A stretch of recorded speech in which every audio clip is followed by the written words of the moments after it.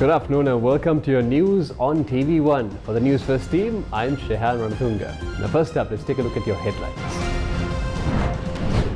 Trade unions that protested against tax policy return to work. Federation of University Teachers Association and CEB unions continue trade union action. Advanced level paper marking delayed. අපි මේ රජයේ දඩබ්බර ප්‍රතිපත්තිවලට එරෙහිව කෙරෙන විරෝධතාවක් හැටියට උත්තර පත්‍රය ගැනීම නතර වෙලා තියෙනවා. Election Commission meets to discuss local government election. No reasonable price for Maha season harvest. Sri Lankan farmer unsure of future cultivation. Wanita Bimana 2022, the mega event to recognize Sri Lankan women today.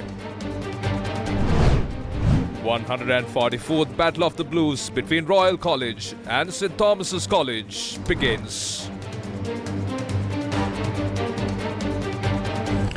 Now on to your top story. Several trade unions that are party to the Professionals Trade Union Collective temporarily called off their strike that was launched against unjust taxes, bank interest rates and the rising cost of living. The decision was made based on a letter addressed to the chairman of the Government Medical Officers Association, Dr. Darshana Sirisena, from the secretary to the president. However, some trade unions have decided to go ahead with the strike, citing that no acceptable solutions were provided to their issues. 47 trade unions, including the government medical officers, specialist doctors, university teachers, CEB engineers, CEB employees, bank employees, petroleum employees, water supply officers, road development officers, education administrative officers, surveyors and inland revenue officers joined the one-day strike launched on Wednesday.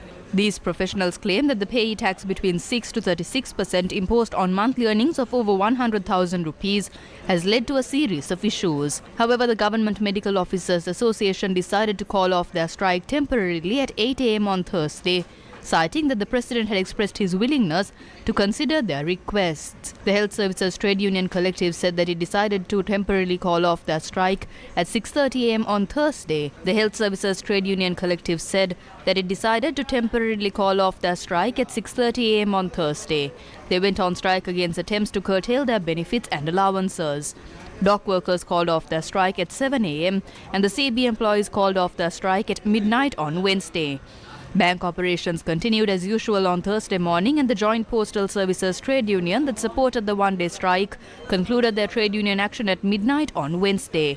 KU Konthasinghe, the chairman of the Locomotive Operating Engineers Association, said that the strike launched by its union ended at midnight and trains operations continued as usual on Thursday. The Teachers and Principals Trade Union stepped away from the strike and activities at government schools continued as usual. Most of the trade unions attached to the education sector went on strike on Wednesday, citing several demands, including the provision of a 20,000 rupee cost of living allowance. Certain trade unions attached to the Professionals Trade Union Collective continue to strike, citing several demands. The Ceylon Electricity Board Engineers Union said that the Work to Rule campaign launched on Tuesday will continue until the 21st of March. The Federation of University Teachers Association says that its members will continue to strike against the conduct of the government. Activities across state universities were crippled on Thursday, and the FUTA said it would refrain from taking part in evaluating the answer scripts of the GCE Advanced Level Examination.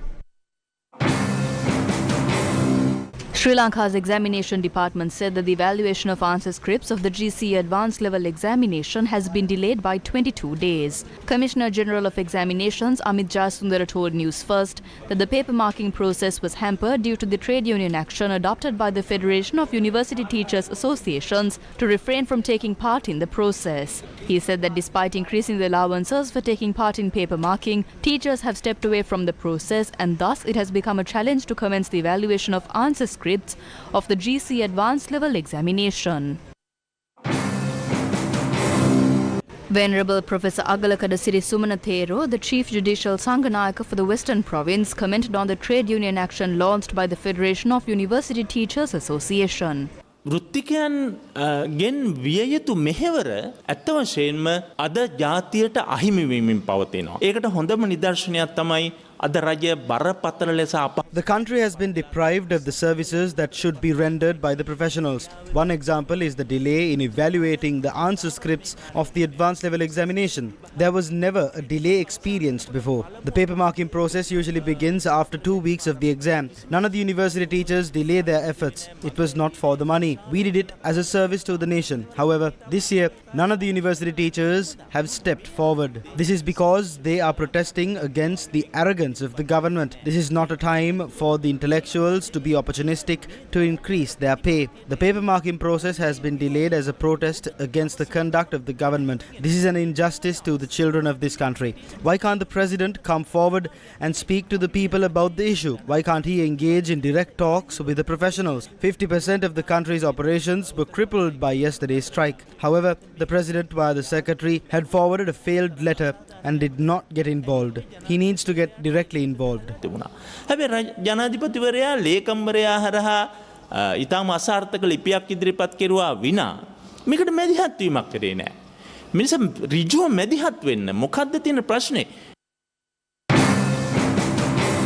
The Samagi United Trade Union Alliance convened a media briefing today.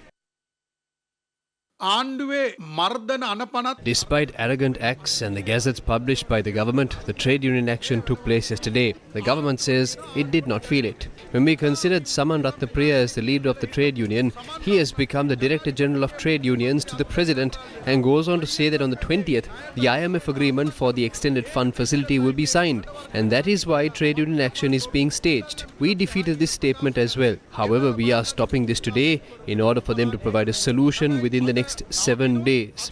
During that period, we will create a massive program to protect the lives of the people. If the government does not understand it now, the time for it to understand is not far away. We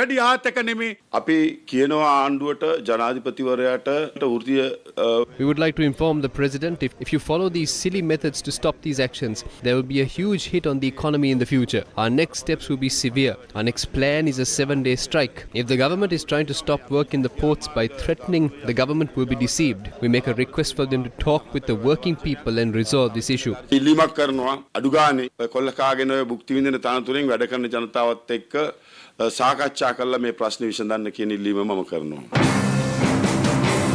Meanwhile, Sri Lanka Teachers Union also convened a media briefing today. Yesterday,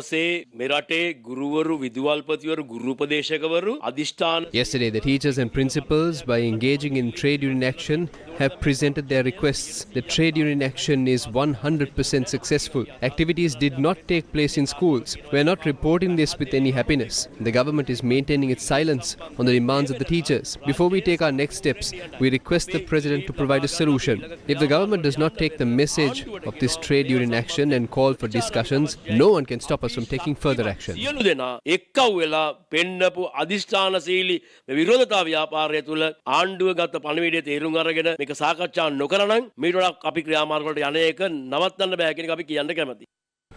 in other news, the Election Commission met today for talks on the upcoming local government election.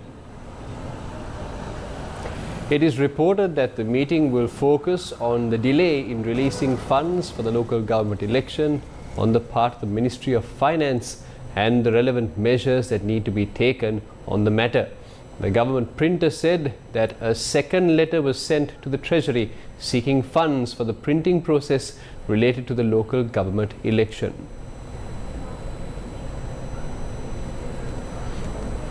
The Met Department said that the atmospheric conditions are becoming more favorable for afternoon thunder showers over most parts of the island. Thunder showers will occur at several places in western, Sabaragamuwa, north central, northwestern and Uva provinces, and in Gaul, Matara, Kandy, Nuwara and Mannar districts during the afternoon or night. Fairly heavy rainfall, about 75 millimeters, are likely at some places in Sabaragamu province and in Kalutara, Gaul and Nuwara districts. General public is kindly requested to take adequate precautions to minimize damages caused by temporary localized strong winds and lightning during thunder showers. Gale winds that swept across Ahaliagoda on Wednesday night uprooted a tree and it fell onto the Ahaliagoda police building.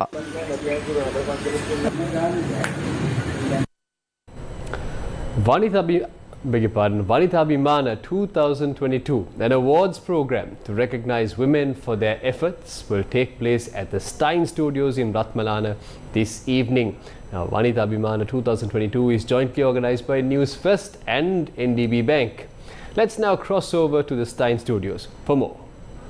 A fierce soul, a brave heart and a strong mind. Being a mother, a daughter and a sister are not the only roles played by women. It's so much more than that. And today, Vanitha Bimana 2022 has come forward to recognize those women. Newsfirst together with NDB Bank will empower the women of Sri Lanka at the event to be held this evening. The program starts at 3 p.m. and I hope to bring you more details on our celebrations this evening from Science Studios here in Ratmalana. For the Newsfirst team, I'm Kenza Farah. In other news, Sri Lankan farmers are preparing for the Yala season. However, they lament that the produce reaped during the Maha season had failed to generate a proper price. A large number of farming families in Rajangane agrarian settlement have been left in dire straits due to the absence of a proper price for the Maha season paddy harvest. Farmers claim they pawned their jewellery in order to procure essentials for cultivation. However, the Maha season harvest has failed to generate profit. Farmers noted that the harvest dropped mainly due to the fertilizer crisis that plagued the country. Farmers from the Amagaswava movement in Polonnaruwa have started to reap the Maha season harvest. However, due to the drop in the harvest, these farmers are facing challenges in covering their costs. The paddy harvest is also being reaped at Potankatu rice fields in Kantale. Farmers claim that they are unable to sell their produce for a reasonable price, despite assurances from the government of a proper paddy purchasing mechanism. The MV-INC Pacific bulk carrier with 36 metric tons of triple phosphate fertilizer, commonly known as triple superphosphate or TSP, reached the Colombo port. The fertilizer is being made available via the Food and Agriculture Organization of the United Nations and USAID. It is reported that the triple phosphate fertilizer stocks will be distributed free of charge to 1.2 million paddy farmers in the country. Accordingly, 55 kilograms of fertilizer will be provided per hectare. The Agriculture Ministry said the TSP fertilizer will be distributed to Sri Lankan farmers from Sunday, adding that another shipment of the TSP fertilizer will reach Sri Lanka soon. Now, in other news, the Director General of the Department of National Botanic Gardens says that it has become a challenge to maintain botanic gardens due to issues in sourcing sufficient stocks of fuel.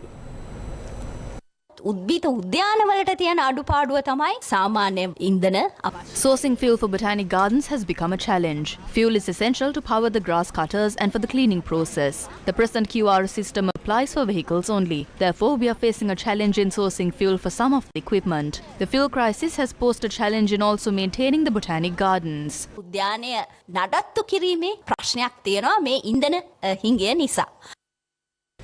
The Hantana mountain range lies in the central highlands, and frequent fires in these areas has posed a direct threat to the priceless biodiversity.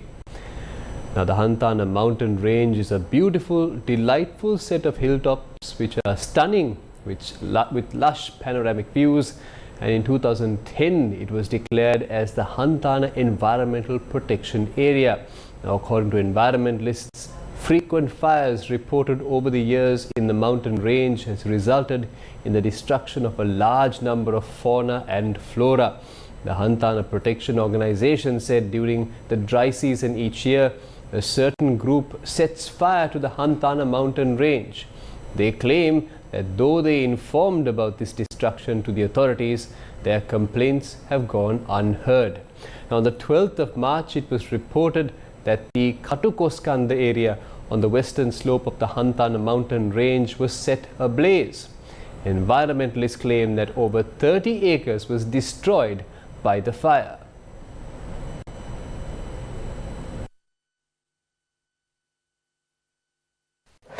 News First with the people.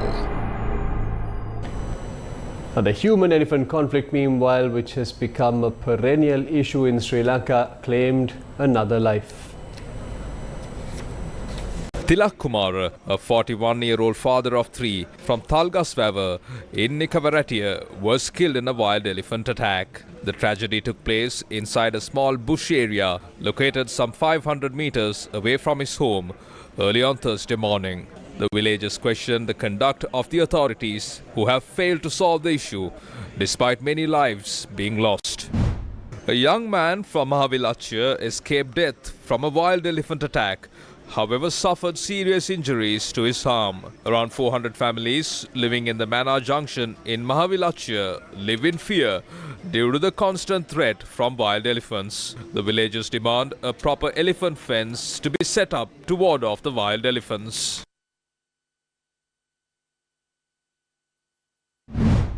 The locals from Udakallagama in Galenbindunuwava took to the streets on Thursday due to the failure to solve the human-elephant conflict.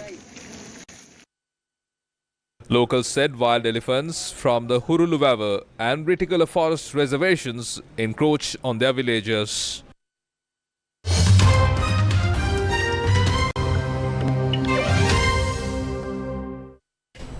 Now in news overseas, an earthquake of 7.1 magnitude struck the Kermadec Islands region in New Zealand. The US Geological Survey said that the quake was estimated at a depth of 10 kilometers. A tsunami warning was issued following the quake.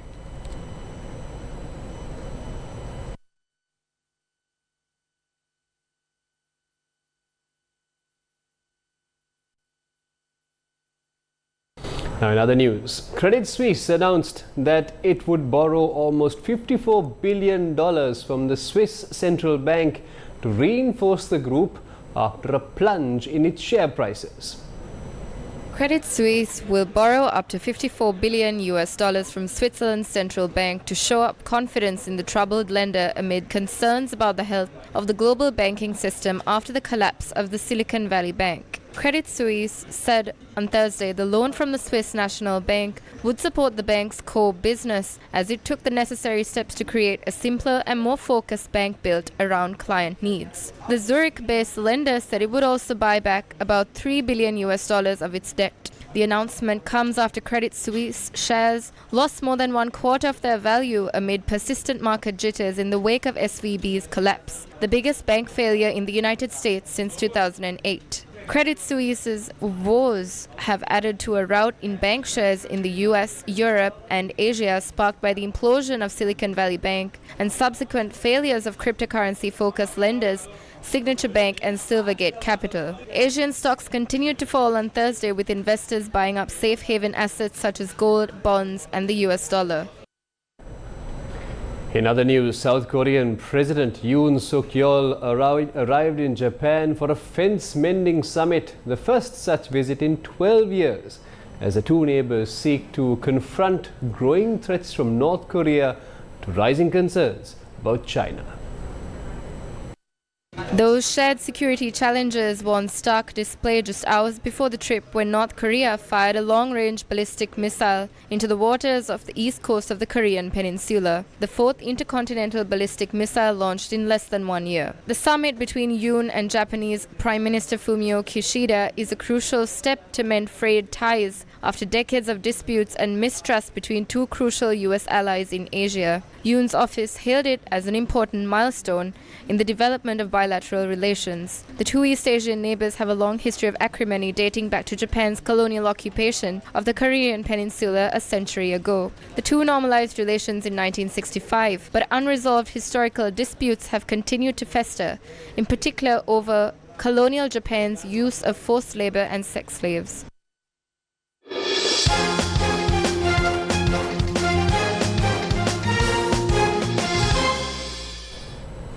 The 144th Battle of the Blues, the Royal Thomaian cricket encounter, got underway at the SSE grounds in Colombo today. Now batting first, Royal College Colombo were 83 for the loss of 4 wickets in 23 overs. That was just a short while ago when play on day one was stopped for lunch.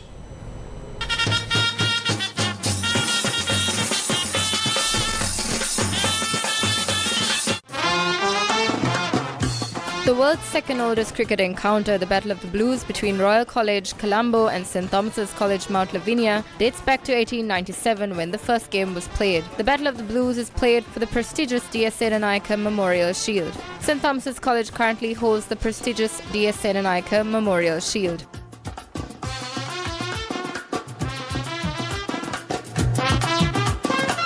It was St Thomas's College that won the toss in the 144th edition of the Battle of the Blues, and they decided to field first. Rehan Pires and Sinath Jayawardena opened the Royal College innings, and their partnership was short-lived when Akash Fernando picked up the wicket of Rehan Pires. Royal College lost 3 wickets inside 19 runs.